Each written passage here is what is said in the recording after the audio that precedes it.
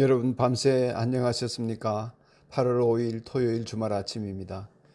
연일 폭염 속에서 지내는 것도 힘든데 묻지마 폭력이 난무해서 많은 사람들을 두렵게 만들고 있는 현실이 너무나 안타깝습니다.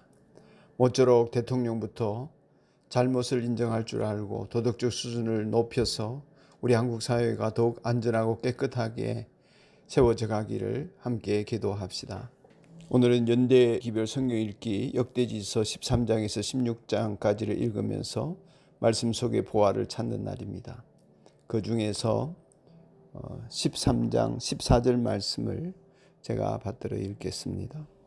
역대지서 13장 14절입니다. 그래서 하나님의 교회가 오벳 에돔의 집에서 그의 가족과 함께 석 달 동안 머물렀는데 그때 주님께서 오벳 에돔의 가족과 그 가족에게 딸린 모든 것 위에 복을 내려 주셨다. 아멘.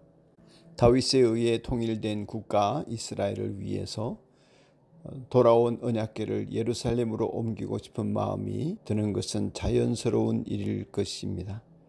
다윗은 하나님을 섬기려는 좋은 의도를 가지고 법궤를 예루살렘으로 옮기고자 합니다. 이 좋은 의도는 올바른 방법으로 실천되어야 했습니다.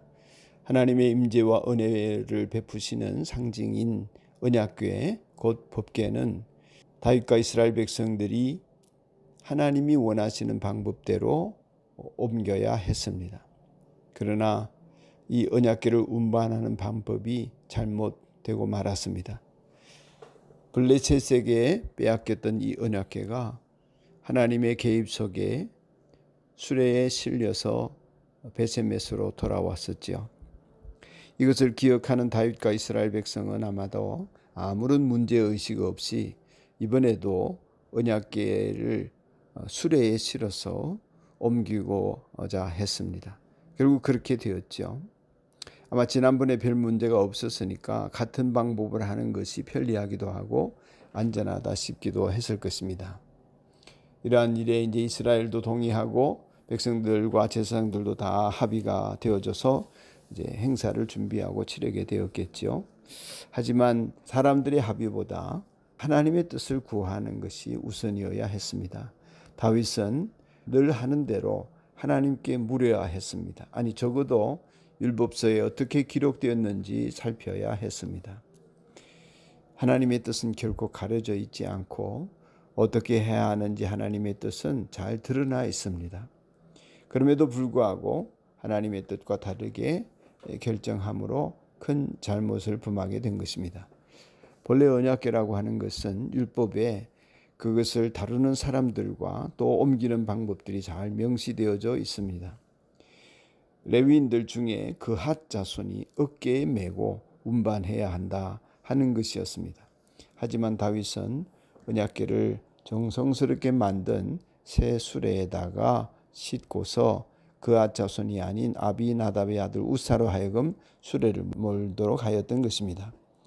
수레는 가다가 덜커덩하고 흔들릴 수 있죠. 결국 우사가 그 흔들리는 수레 위에 있는 언약궤를 붙잡게 됩니다.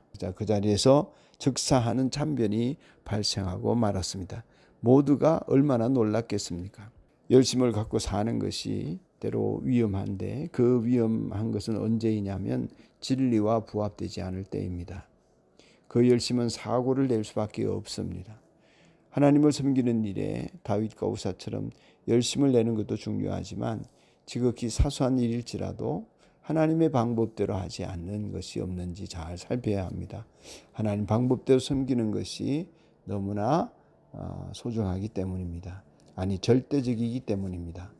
하나님의 말씀은 한마디라도 소홀히 해서는 안 되는 진리이며 하나님은 하신 말씀의 진심임을 잊지 말아야 하겠습니다.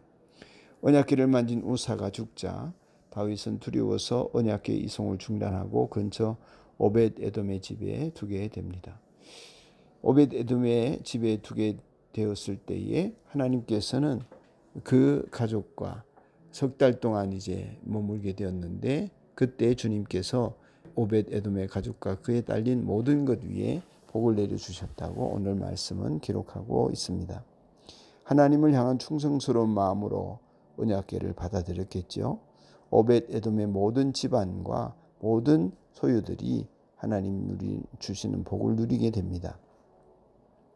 두려웠던 하나님은 결국 다윗에게 있어서 말이죠.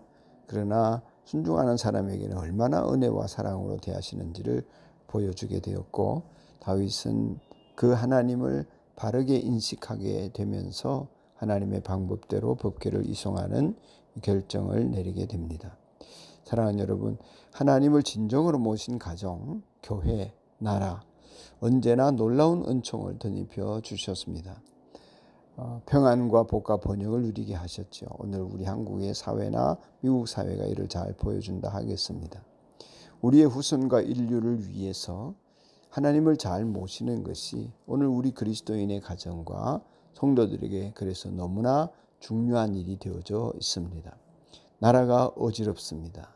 힘들 때일수록 더욱더 이 나라를 위해 기도하는 가운데 전심으로 하나님을 잘 모시고 사는 성도의 가정, 그러한 교회를 이루도록 힘써 나아가십시다.